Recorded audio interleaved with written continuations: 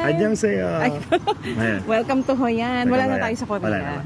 Nasa Xin Hoi An na chào. tayo, Vietnam. So, ayan, mag-walking tour na kami. Walking tour talaga sa salita ako. Ayan. Nandito kami sa entrance ng Old Town, Ancient Town. Old ancient town, sobrang namang old na. Ayan. So, yan yung entrance kung kita nyo. May, ano nga ba yan pag nagbayad ka? May 5 attraction Oo. na pwede mong pasukin. Kasi may mga museum nga sa loob. Mga old houses. Ayan. Pero pwede ka naman pumasok nga ng free. Kung hindi mo naman feel na pumasok sa mga attractions. Attraction talaga. Pero galing na kasi kami dito last year. Actually, hindi nga last year. Ilang buwan pa lang yun kasi that was July. Last year pa rin siya kasi 2025, no? Oo.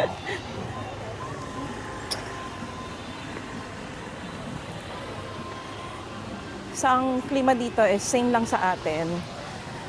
Currently, 5:24 na dito. Pero ahead si Manila ng 1 hour. So, 6:24 na sa Manila. So, there's a 1 hour difference between Vietnam and Philippines. May nagpapalipad ng drone. Hi! Ayan.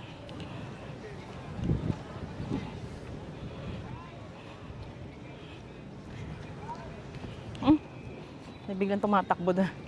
Tingnan natin kung ba't siya tumakbo. Kukunan niya yon yung nagboboto.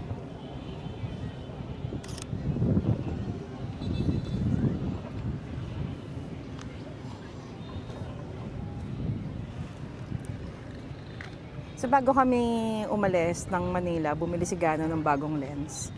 Ayan. Anong tawag dyan sa lens mo? Teka lang, may kinukunan siya doon. Nice. 85 mm. Ano? Ano yung lens na gamit mo ngayon? 85 mm. Para sa long shot ba yan? Long shot talaga. Sa malayo na shot. No. Portrait. Portrait. Yes. Yung isa pang malayo. Ultra wide. No, Yeah. hindi pang malayo. Pang Ultra wide. Pang wide. Wala akong pang malayo. Wala pa ba? Wala akong Hindi pa tayo malayo. pwede mag-spy. Wala akong zoom lens and wala akong interest bumili ng zoom lens. Bakit? Pang mga wildlife kasi yun eh. Hindi naman ako mahilig sa wildlife. Ayoko nga nagsuso, di ba? Ayan. Narinig niyo yung sinabi niya. Hindi siya mahilig sa zoo. Mahilig siya sa animals. Mahilig ka nga ba sa animals? Hindi. Recently lang ako nahilig sa dogs, di ba? Oo. Kasalanan ni Kendall. Ayan. Namimiss pa rin namin ngayon.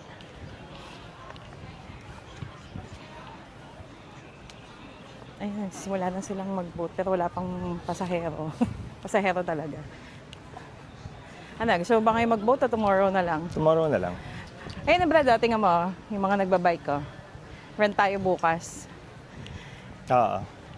So ayan, dahil Philippine holiday tomorrow, wala akong pasok. Again, workation lang ako ngayon.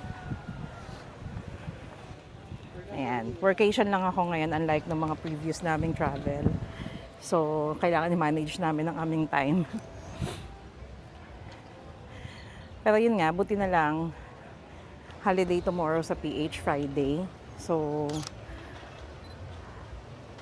may time kaming mag-tour bukas. So, bukas punta kami ng UWE. And sa gabi naman, dun kami mag-boat. Ayan, sakay kami dyan tomorrow night. Ngayon, explore lang namin tong Hoi An. Again, last time na nandito nga kasi kami was just overnight. So, ngayon medyo mas malilibot namin siya. Tsaka parang ang init-init no? Ngayon hindi masyado. Diba?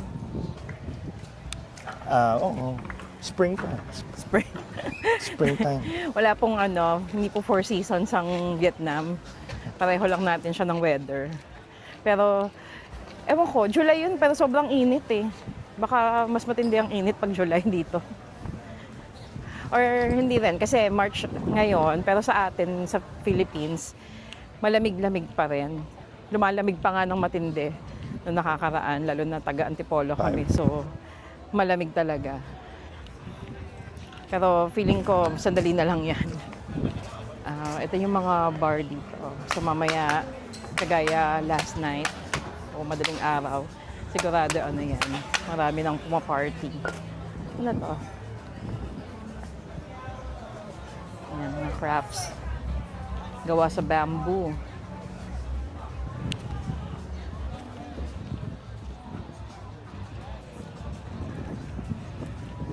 Upo ka nga. Picture daw kami. Upo daw ako doon. Wait lang. Tayo ko muna to. We're done eating na. So, ito yung aftermath niya. O, diba? Ang sarap. Tapos, ang nagastos lang daw namin dito is 200 plus pesos pag kinonvert natin sa Philippine money. So, yun. Kaya okay nga dito sa Vietnam kasi nga masarap na, mura pa yung pagkain nila. Tsaka fresh talaga yung ano, yung mga ingredients nila. Ayun. Ang dami-dami pang side dish. So, ayan si Gano. Nagbayad siya. Magkano? How much? Magkano? Magkano? 175. 175? Alam niyo ba, napakasarap nitong stew na to. Sabi ko kay Gano, tinikman ko kanina, sabi ko kay Gano, tikman niya. Pagtingin ko, wala na, hindi niya ko tiniran. Ano ko ba yun? In-order mo lang is ano? Ay, oo nga. Akala ko kasi hati kami dun sa stew. So, hindi pala. Ako pala yung mali. Oo. Sorry na, sorry. Nag-a-assume. Oo. Akala ko hati kami dun. Marami kasi. So, hindi niya pala talaga ako titiran. Anyways, tapos na ba tayo dito? Oo. Let's go na. Teka. Lakad na kami.